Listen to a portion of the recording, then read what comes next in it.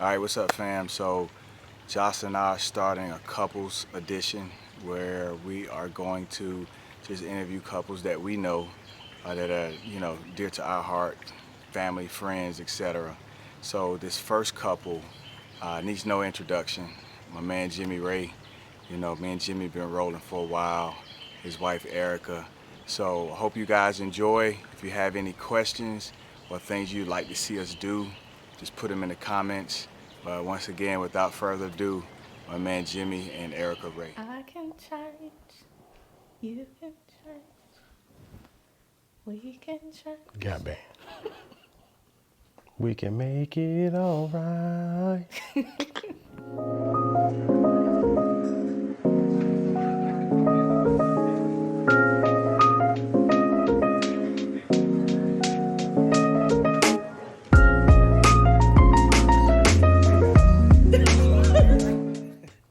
All right. Hi. I'm Jimmy Ray, And I'm Erica Ray. and we are the Rays. How did you first meet? Wife? What? You know what? I'll take the lead on this. Oh, okay. So, how we first met, I'm an educator at high school here locally, and my wife was reporting to her first day of work at said high school. I was coaching. I've been coaching multiple sports at the high school for a while. I was coaching and finishing up practice, and I'm walking through the school and walking by the office, and I see a young lady in there. So at that point, I saw the young lady, and when I saw her, I looked again, saw she was looking at me because she couldn't help herself, but she swears she wasn't. Okay. So I overheard in the conversation that, listen, I'm trying to go find, your room, or Probably. she was wanting to look around the school because she was new. And me being a good Southern gentleman, I was like, you know what? Won't I show you around? And she just couldn't leave me ever since. No, wrong. The end part. But yeah, that's pretty much how it happened. I'm a fan of Martin, so, I take my liberties when I can. Well, give me your side. What you think? That was pretty much it. Can you explain how you was feeling? Because you be trying to play me sometimes. Tell the truth. So when I first saw you, you were fresh off the football field. You were looking unclean and a little smelly, and I was like, who is this dude trying to talk to me? And he looking like this. After seeing her, I'm honest. I called one of my good friends.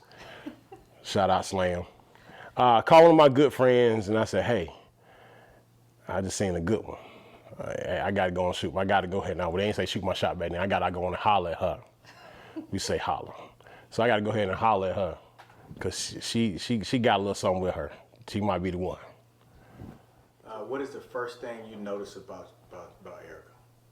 For me, so that was back in them Halle Berry short haircut days.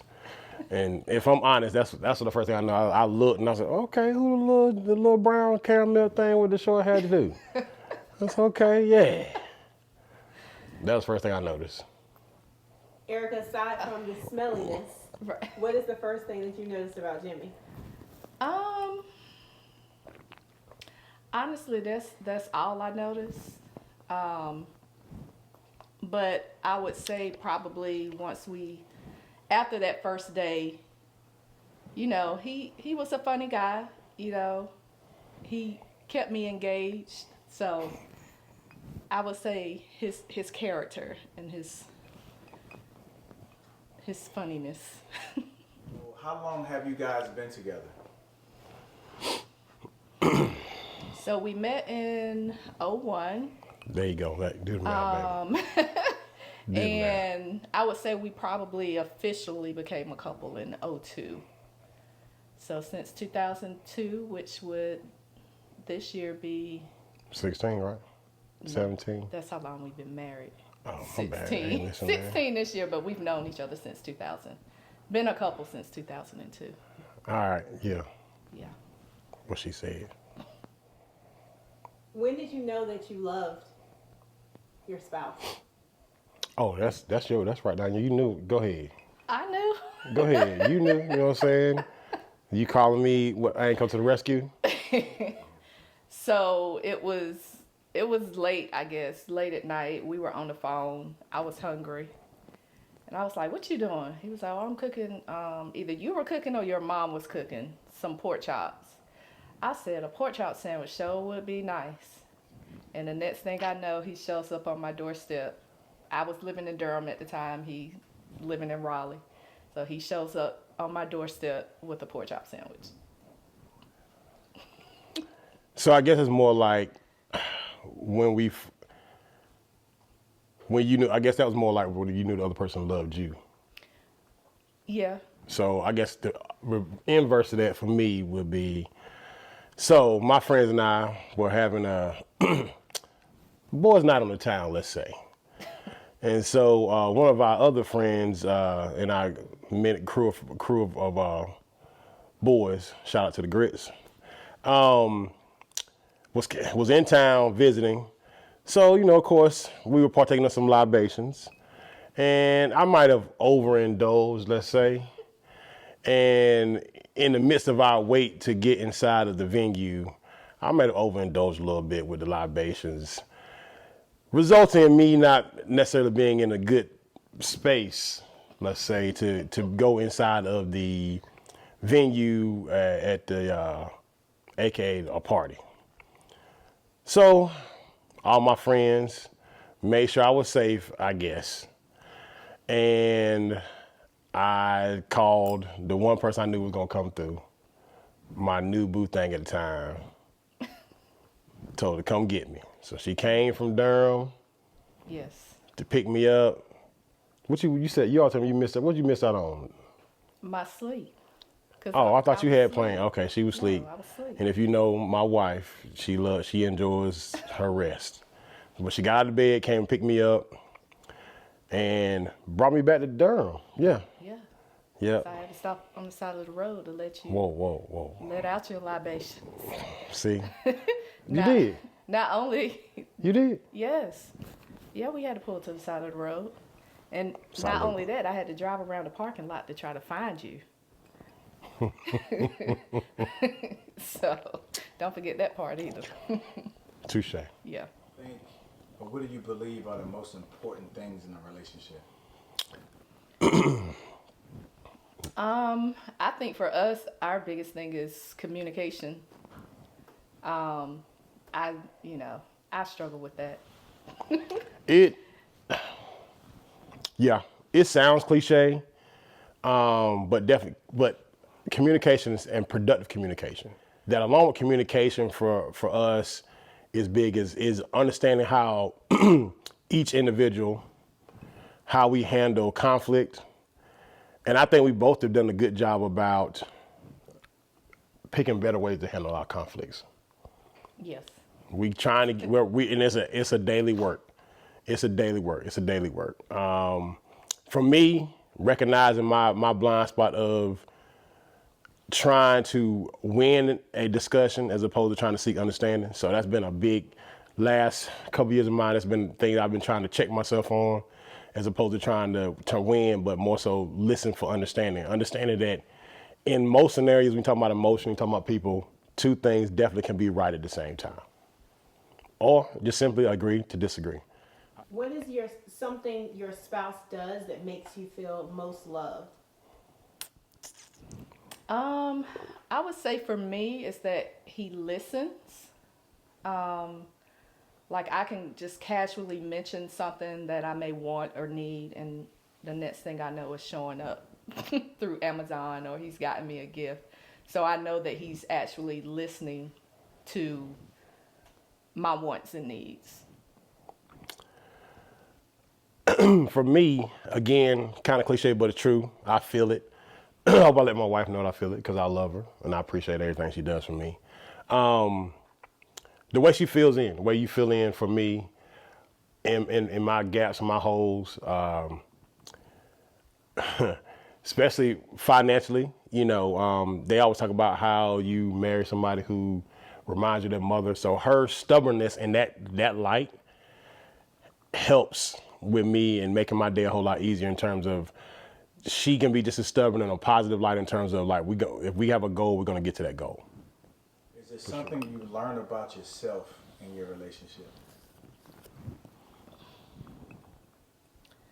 Something that I learned about myself.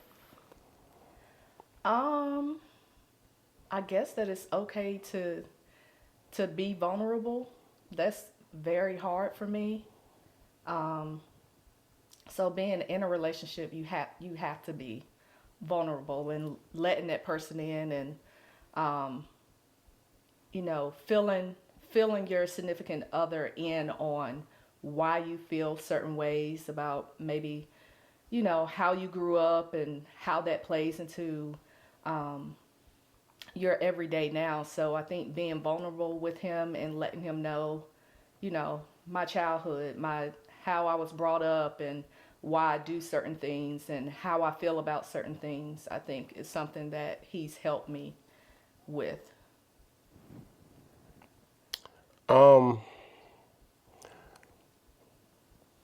Something that's tangible. Right away, I mentioned earlier my finances for sure. It wasn't like I wouldn't work, but I wasn't really good with my money. If I'm honest, I'm just gonna spend it as it comes, and then just kind of let the chips lie where it may. Act like I was oblivious at times that there was such thing as a credit score. Not proud of that, but it is what it is. But in terms of what you've helped me learn about myself, very on the same pathway as you. Being allowing me to be vulnerable, but more so that it's okay to just kind of set goals and use that stubbornness to try to win at some tangible things. Looking back, what's something that you would tell your younger selves as you got into your relationship?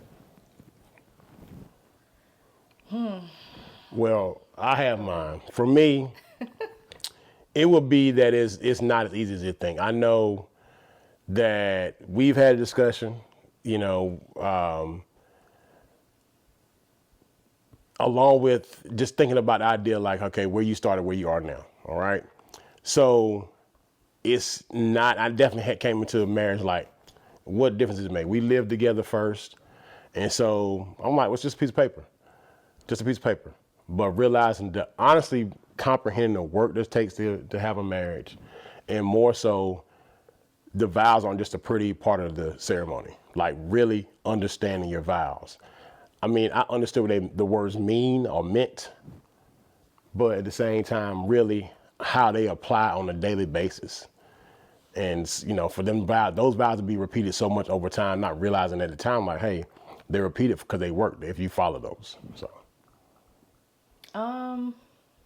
I would say that you would have to grow, and understanding that your partner is going to grow as well, and you have to grow together in order for the marriage to work. Because the person that you married, at the altar when we got married in 2007, we are not those same people.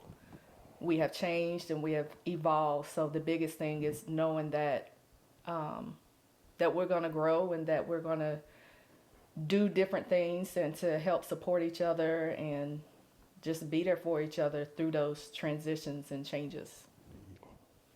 So as we get older, unfortunately, we sometimes are faced with having to shift from the role of, being traditional parent-child relationships to actually being the caretaker of our parents.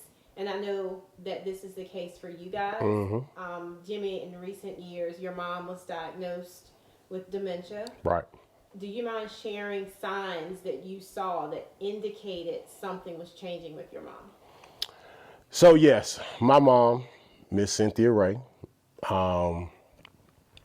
was diagnosed. I don't even know if I have an official diagnosis and date or not. I don't know how you say that, but a date. So a little backstory. My mom, I lost my father in 2011 from cancer.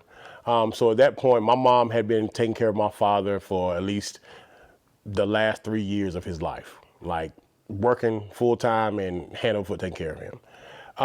So when my father passed, I felt like at that time had lost who she was. So she had a transition of losing her husband. So we were helping her through that. And then right around the same time, we decided that we wanted to look for a larger home. And in looking for a larger home, we decided, hey, what about the idea of my mom moving in with us?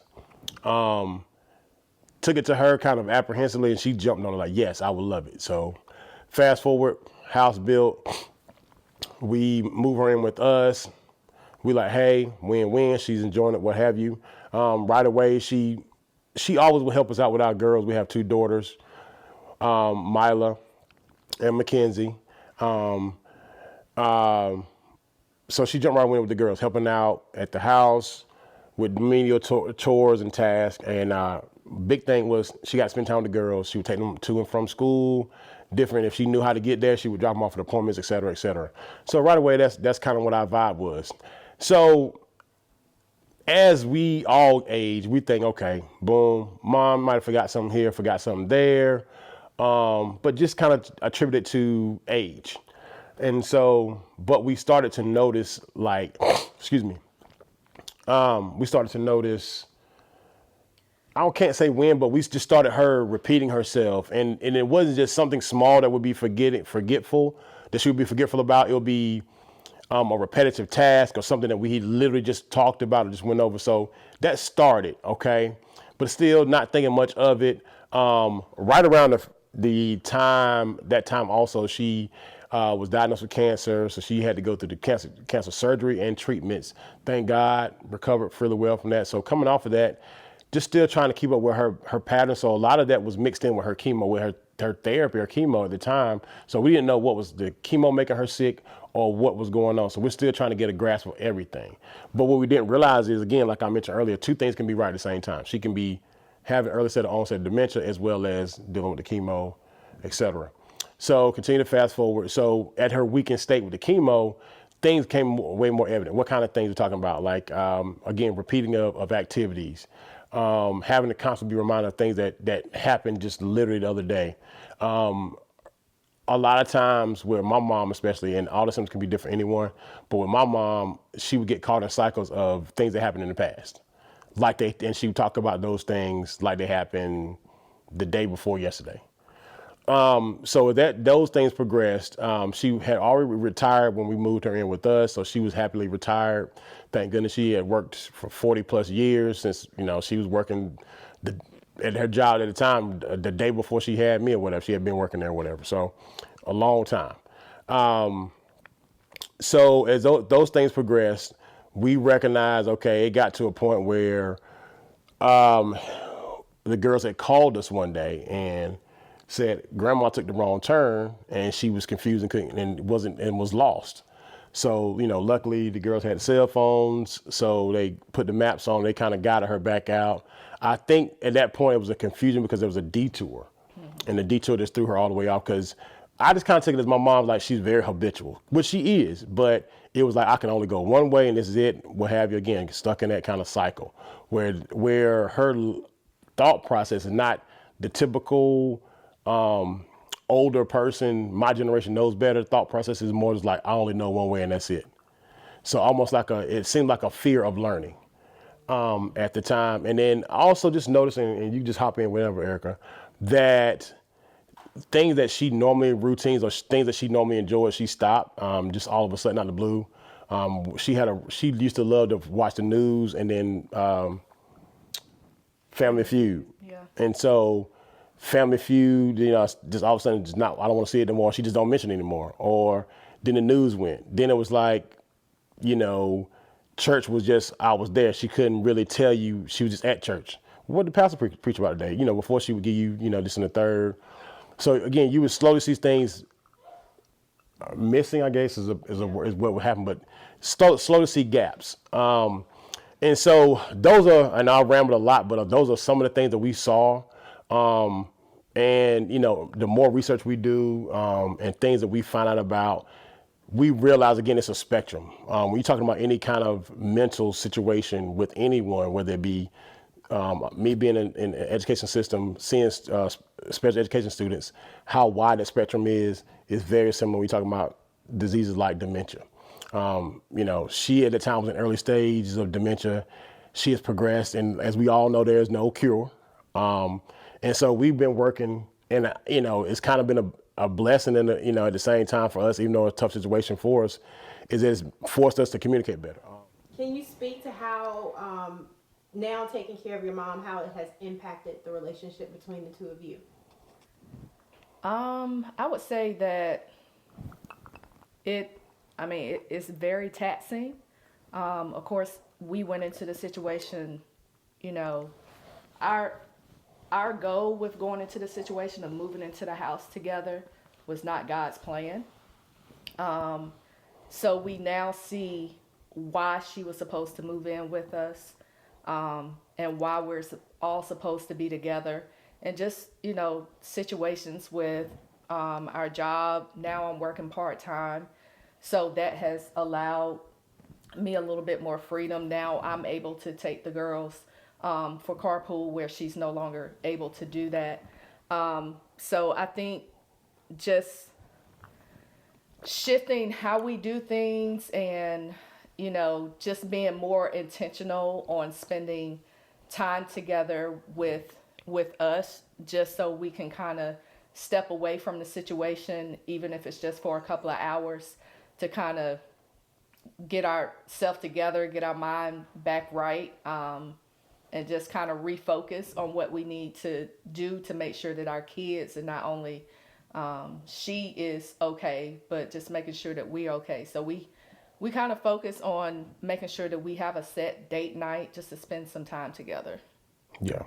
I mean, and that's been the biggest thing, trying to understand, like, being a caregiver is in that word. You're giving. When you give that much of yourself, because we know as a parent, as a child of a parent, you want to take care of them in whatever capacity they are in. And so in this particular capacity my mom's in with dementia, it's emotionally draining, because it wears on you. And I think we do a pretty good job of kind of tag teaming and tagging each other in and out, stepping in for each other when we see the other one is frustrated, full, drained. Because we're both emotional people. So when we give a lot. And so that's big. All right, let's lighten it up a little bit. What did you guys do on your first date? Our first date, we went to the movies to go see Don't Say a Word. Don't say a word. And he fell asleep in the movies. My bad. And then we went for ice cream at Goodberry's. But yeah, I'll never forget. He fell asleep in the movies. I told y'all I work hard. So, I'm pretty sure I was coaching 3 sports at the time. So if you're a coach and you work in high school, those are 12, 16-hour days. And so, I might have dozed a little bit, but, it's all good. If you were to plan a second honeymoon, where would you go? Like right now? Okay. All right. We've talked about Hawaii for a while. We have. We definitely had talked about Hawaii. We've done Mexico. We've done Jamaica twice with our lovely host here.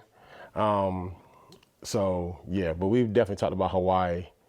Or you got family there. Australia would be another, I guess, a dream honeymoon. Or even going to see Sean. Going to see my brother. My brother lives abroad. Yeah. He lives in Austria. We have not, because of my schedule and just our poor planning, have not been able to go over and visit him. So, but that would be another one. Let's go skiing in Austria. No. So what is something you want to do together you haven't done? So one of our early dates, like we were big like adventure folks. So we did the whole amusement park circuit early on. And so with that being said, we used to take a lot of chances. So pre-kids. So one thing for me I contemplated was skydiving. Yeah, And so I got to, I gotta take a few more pounds off. They said some stipulations on that. We don't get into numbers, but listen, that was one thing for me. And you know, I think she'd do it if I push her. If I told her, come on, you know, like if I hit my goal, I think she'd do it. Cause you know, that's how we used to get down. It is, and I mean, I would. You only live once. I So don't know we, if that's you how I know, want to die, but yeah. we ain't I would going do it. nowhere. We ain't going. All right. And I get to put my GoPro on or something. It's gonna be live. Hey, stay tuned. You know what I'm saying? We could have something for y'all. If you only had $20 to go on a date, where would you go? Oh, so that's an easy one. You good? You ready? Go ahead. So for her, I gotta get her something sweet. More likely some cookies and cream, ice cream. So we go to the gas station, get the 2 little cupful ice cream, and then you know what? Take it back. So in our early days, one thing we were good at, and we did a lot of it, just sitting and just talking, and just cutting up. And so that's probably that's how I got her, because we used to sit on her planning period and just talk, laugh, giggle, talk. And so I feel like over the last couple of vacations, last couple of getaways, we've gotten better. That's what we do. Like we just be friends. So just definitely just get her some ice cream. She'll be definitely happy because she enjoys a good meal like me. Really? Oh, okay, like you. Okay, I was gonna say get you a little honey bun, a cake or something. Yeah, that's what I'm saying. I say, Yeah. give me something. We good. Just have a good time. Walk the park. Walk the park. Well, we sitting down. We ain't going to walk no. Just walking and talking. Okay. We're gonna play a little rapid fire. All right. To the whoever you think it is. All right. You got to Who look straight is ahead more too. of the risk taker? Who said I love you first? He did. Who forgives first? Who's more athletic? Who's a better cook? I go there. But I can burn on that grill though. Who's the first to fall asleep? Who has the quickest temper? Is there any advice or insight that you would like to share to other couples? All right. We both have mentioned it over and over again. And again, I feel like in this series, you will see a common thread talking about communication. Communicate. But more importantly, take a moment to figure out the best way you all communicate with each other, and be honest with yourself in those moments. This is a person that you're with, that you can be your most vulnerable with. This is a person that you have chosen this journey with, this partnership with. So speaking to each other on a consistent basis about important things, and again, being vulnerable enough to say I'm sorry, and more importantly, vulnerable enough to say I'm wrong. When you know you want to be right. Right. I would say my biggest one would be what I mentioned before is the person that you marry is not going to be that same person 10 years from now. Anyone that asks me, you know, what is some advice for getting married, that's what I would say. Be willing to go through the changes with that person. Be willing to accept those changes and communicate if you can't or if you can. But realize that what you want now is not what you wanted 10 years from now. So Indeed. you're going to change. Indeed. I can change. You can change. We can change. Got bad. We can make it all right.